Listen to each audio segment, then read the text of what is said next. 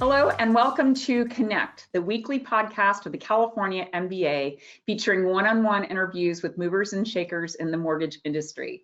I'm Susan Milazzo, CEO of the California MBA, and I'm very happy that you could join us today. Before we get to today's guests, I'd like to thank our 2023 President's Council sponsors. Now, this is a group of companies that are members, but they joined the President's Council to give us an added level of financial support throughout the year, mainly to support our advocacy efforts, because we are the voice of the real estate finance industry in California.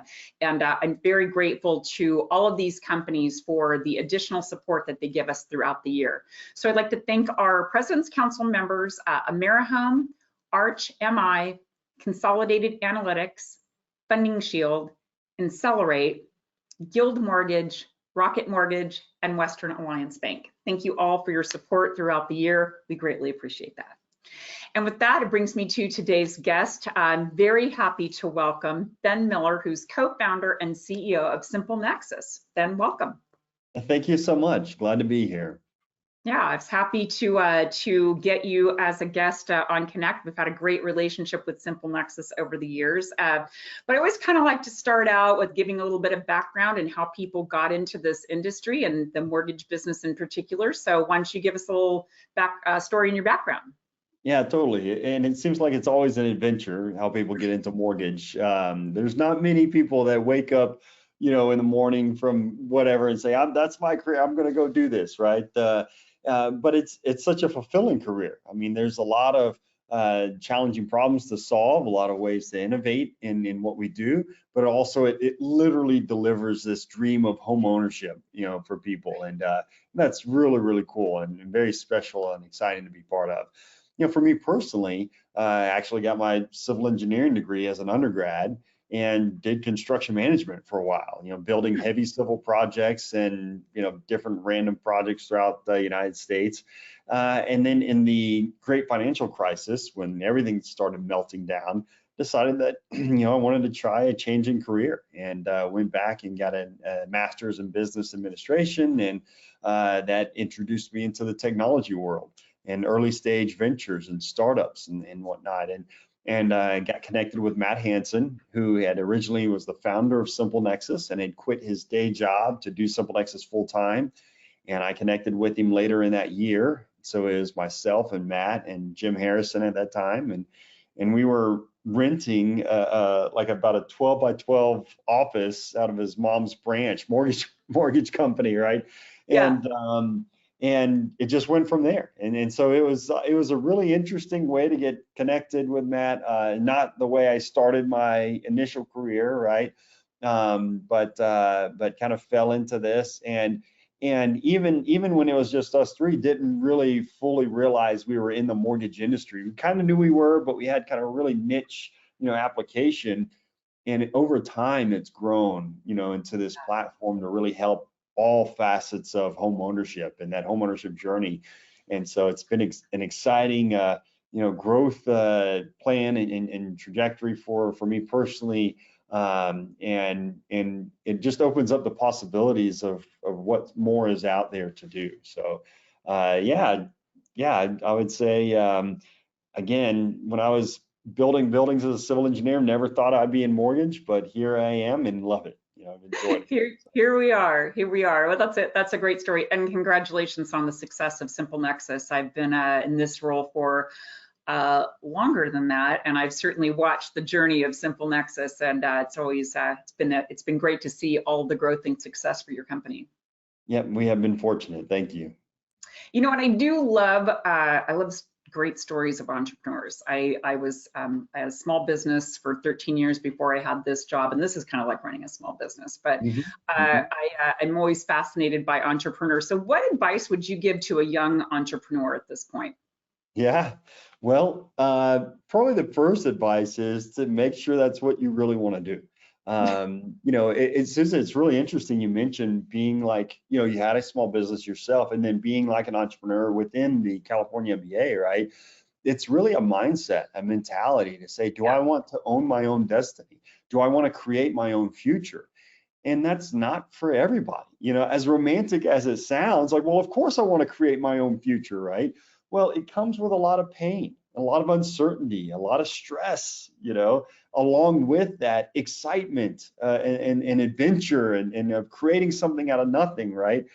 And so first and foremost, you just have to look yourself in the mirror and say, am I that person? Like, do I kind of want the certainty and security of someone else in charge, like kind of telling me what direction I need to go and I just go do it? Or do I want to be that person that is in charge, so to say, that it's like it all depends on me, to figure it out. I kind of saw that along the way as I was in school, and would have a lot of my classmates say, hey, I want to be an entrepreneur, because they sometimes think that, oh, that means that you get to have your own hours and you can spend more time with your kids and blah, blah, blah, right? Well, the reality is, as an entrepreneur, you work way more hours than your peers, at a regular job, so to say. And so as some of those realities started to set in, several of my friends who wanted to do this initially started dropping out and say, hey, you know what, I think I'll just go get this 8-to-5 job over here, after business school. And so it's first, you got to just figure out who you are, and you can be different things in different stages of your life. I mean, you may have early on in your career, you may have a stage where you're like, hey, I need to just go learn some stuff. I need to work under some good leaders to really learn how to work and learn how to manage. And then, as you get more experience, maybe you can feel ready to say, you know what, I think I can do this on my own. I'm ready to go create my own thing or not. So that's a big thing. From there, it's entrepreneurship always seems to be that kind of combination of eternal optimism, some naivete a little bit, right? And you see challenges and maybe you don't know what you don't know, and maybe that's good for you. You're like, hey, I'm too naive to be scared of what might be around the corner. I'm just going to keep going and plow through and just bust through any challenge, and have that kind of eternal optimism and positivity is what's needed to really go through the grind. It's hard to build a business. It's hard to go through all the challenges, and not only do you have your own business that you need to build, but then you have all the competition, everyone else trying to do the same thing, Right. and get your customers that you're working so hard for. And so, that energy level, and do you have it in you? Again, and it's okay. Different stages of life might have different appetites for that, right? And so it might be harder if you have, a family depending on you. Maybe it's easier if you're single. But then again, maybe it's easier if you have that life partner that can support you, that you can kind of talk to in the evenings and say, oh, I don't know if I can keep going, and they could cheer you on, and so it's really interesting. It's just it's a very individual sport, I would say, very, very individual, situation that for one to decide if is it for them or not. I think that's great advice. I think, what you're saying is so true. It's like, know who you are before you go and do that, because, there's nothing wrong with being a great, contributor to a big company. You don't have to, everybody doesn't have to have their own businesses, but if you're just lured by the glamour of what you think it's going to be, there's a lot of non-glamorous aspects to it too. A lot of non-glamorous. It's so funny because like 90%, I forget the stat, but it's something like 90% of all new companies in the United States fail, right? And people are distracted by that glamour. They see that person that has the nice car, the flashy house and whatever, and like, oh, what do you do for a living? Oh, I have my own business, this and that, whatever. I think the reality is a lot of, self-made people in the United States probably aren't flashy because they worked super hard for it, and you may never know, what they have financially or not, and it's like, what is fulfilling for you? What makes you happy, right? And, for me personally, I get a lot of fulfillment from what we're able to accomplish. When we solve really hard problems in the industry, that's very rewarding and exciting. And you may or may not see a lot of financial reward for that, right? I mean, we are in an industry pullback right now. And so it's really hard if you try to measure a business just by how many dollars, right, are in the business, how much revenue they're doing. that's a tough indicator, right now. Right. But if you can measure a business of success of how many hard problems are they solving, how are they helping people's lives? How are they making it easier for that end user, be it the loan officer or the borrower, things like that, then it's very fulfilling, right? We get a lot of fulfillment, but you have to be in it for that right reason, So if you look a lot across the way and you see somebody like, oh, I want to be as rich as them, or I want to have that cool car, so I need to go be an entrepreneur. I don't think you're gonna last very long. Right. But, Yeah. that's Good not point. the way it works a lot of times. So I know, Ben, you were named one of the 40 most influential mortgage professionals under 40 years old by National Mortgage Professional Magazine in 2019, which I thought was pretty amazing. How did you react to that recognition? Well, first off, I barely made it, right? No, I wish I was still 40, right? Barely kind of skated in there.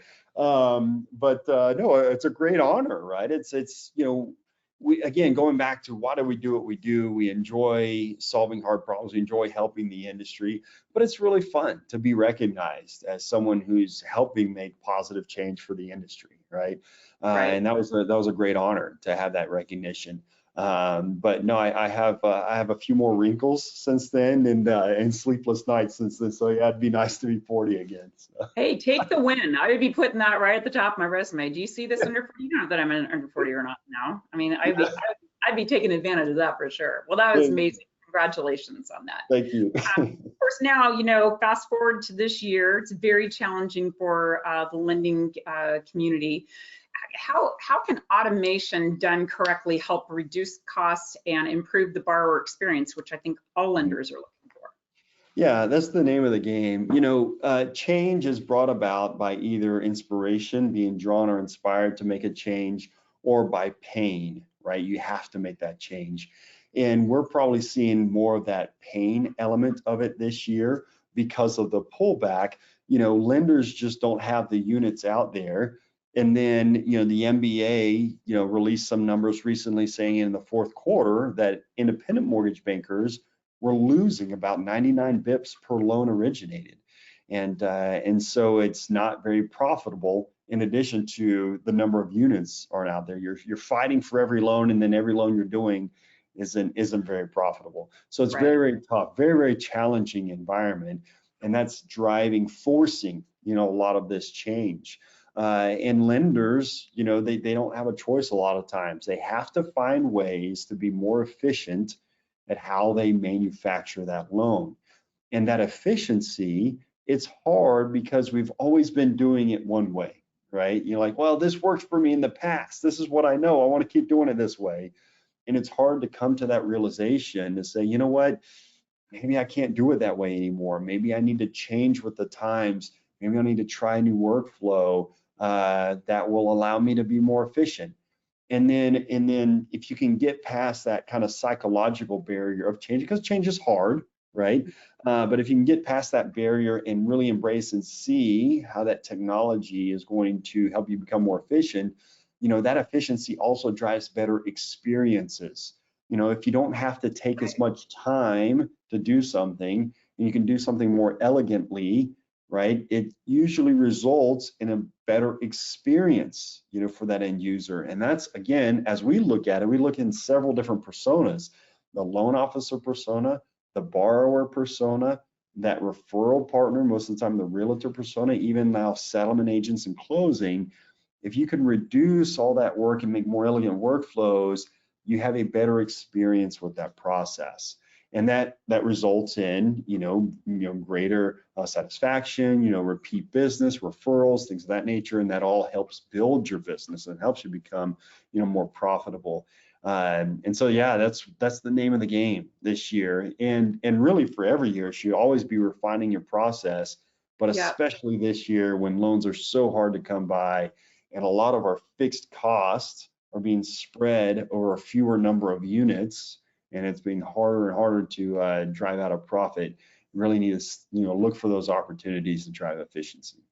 Yeah, I think that's so well said. And like you say, make it a great experience for everybody that touches that loan. It's not just the borrower, it's not just the loan officer, it's really all the partners and everybody that makes that whole transaction work. Mm-hmm. Yes. How does a company like SimpleNexus set yourself apart from your competitors? Yeah, well, we love, thinking like this, like everything's kind of commoditized. We all sell the same type of loans, right? But how do you do it differently? And as a vendor, you may be in a category, a point of sale, a front end system. We call ourselves a home ownership platform because we feel like we interact with that borrower even before they apply, right? When they're just looking for a home. But there's others that claim that as well. And so how do you set yourself apart? And that's where we focus and where we pride ourselves. I would say a couple of things that come to mind is first, we have people from the industry. We know mortgage, and that's very important because it's a pretty unique industry. It's hard to come from somewhere else to mortgage. Look, I did it myself. I experienced that, having to learn the new acronyms. I remember hearing just the term LO the first time, and I'm like, low, what is a low? I was like, oh, loan officer, okay. Yeah. You hear all these little acronyms and things, and the different nuance about how to originate a loan and what the industry cares about. And so having someone who knows the intricacies of how that LOS works, how that servicing engine works, how credit, pricing engine, how all those interact, and then how something like our platform would interact with all of those to drive a certain workflow or experience. It's invaluable to start with that history first, right? And then from there, we look to partner with our customers. Matt and I, we always, feel like we're pretty smart individuals, but we never claim to have all of the answers, and we never claim that our way is the best way, right? And so we come to the table bringing our expertise and knowledge and say, hey, we think we have a solution, but as we explore this, we're open to any kind of input, because at the end of the day, it's the lender who's in the business of originating loans, right? I myself, I've never originated a mortgage. I've been around it a lot. I've seen a lot of elements of it, but that lender has way more experience at that than I do. So I need to listen. I need to bring my own expertise in how we build software, but also accept that input from the customer and that inspiration from the customer on how do we create and innovate together. And I think that's another secret sauce of ours, of like, as big as we get, as successful as we get, we never let it go to our head. And we always try to approach every problem with some humility of saying, look, like we may not have the perfect answer. Help us, guide us, partner with us to create something new and special. And it seems like, this industry, you're right. I mean, it is so complex and it's changing. I mean, there's always changes in things. It's a market change. There's products change. There's regulatory things. I mean, and then having that strong partnership, I think, with your customers is probably a big key. Yes. Yep. You're right. It is one of the most complicated industries, a relatively small industry by people count, right? A number of employees, but very, very big in the terms of dollars transacting, trillions of dollars in the industry, but very, very complicated, very highly regulated, a lot of security concerns, privacy concerns, things of that nature. And so, yeah, you have to have a little humility as you approach it, because it's nearly impossible just to know it all. Yeah, always improving. I mean, I Yes. think we should all be striving for that. Well, thank you, Ben, for being a part of the Connect podcast today. It's been a great conversation, and I really want to thank SimpleNexus for your support for the California MBA, as well as being a part of our Western Secondary Market Conference coming up this August in Dana Point. And thanks to all of you for joining us on today's episode of Connect. To access any of our past episodes, you can follow us on our YouTube channel. We're also available on SoundCloud, Apple Podcast, and Spotify. That's it for this week, and we'll see you next time on Connect.